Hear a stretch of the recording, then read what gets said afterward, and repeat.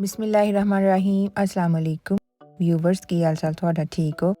आज मैं आप लोगों के लिए आलूओं से बनने वाली बहुत ही बेहतरीन चिप्स की रेसिपी लेकर आई हूँ।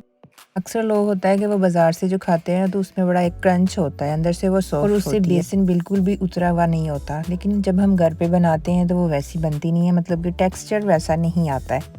आज की जो वीडियो है उसमें आपको पता चलेगा कि बाज़ार से भी कहीं ज़्यादा बेहतर हम घर पर आलू के चिप्स किस तरह से तैयार कर सकते हैं और कौन कौन से इसके इंग्रेडिएंट्स हैं, ऐसे सीक्रेट इंग्रेडिएंट्स जो कि आपको बाज़ार वाले तो बिल्कुल भी नहीं बताते हैं।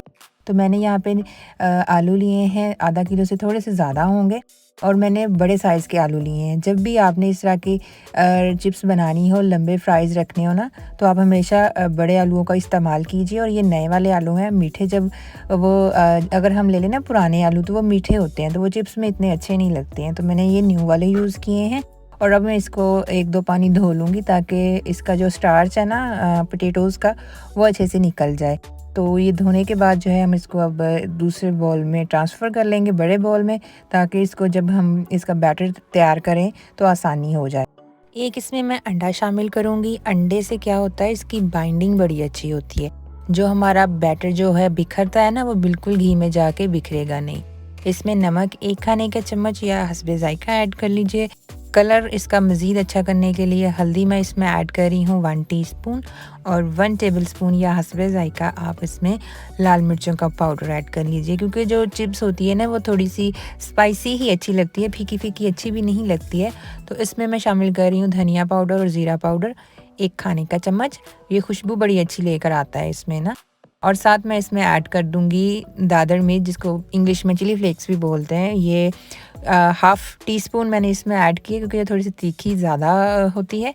और इसमें मैं चाट मसाला 1 चाय का चम्मच ऐड कर रही हूँ। फिर मैं इसमें ऐड करूँगी येलो फूड कलर, बाज़ार से जो डिब्बी में मिलता है ना, वो मैंने 1 चुटकी ऐड किया है, इसका कलर अच्छा हो जाता है इससे।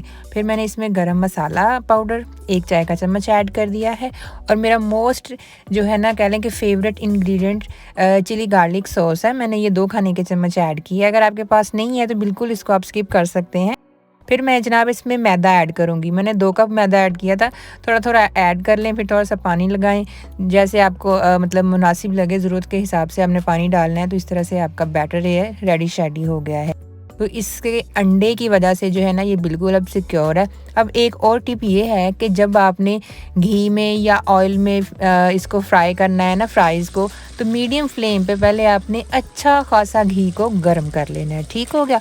उसके बाद आप थोड़ा थोड़ा फासले पे जो है चिप्स को डालते जाएं और फ़ौरन से आप पलटना ना शुरू कर दीजिएगा। थोड़ा सा इसको 2-3 मिनट इस तरह हीट पे पकने दें। उसके बाद आप इसको चम्मच की मदद से हिलाते जाएं। और अगर जुड़ने का ख़तरा हो तो दरमियान में आप एक कांटा लेके ना हल्का फुल्का इधर उधर कर सकते हो। और हाई फ्लेम पे ही हमेशा जो है ना चिप्स फ्राई की जाती है।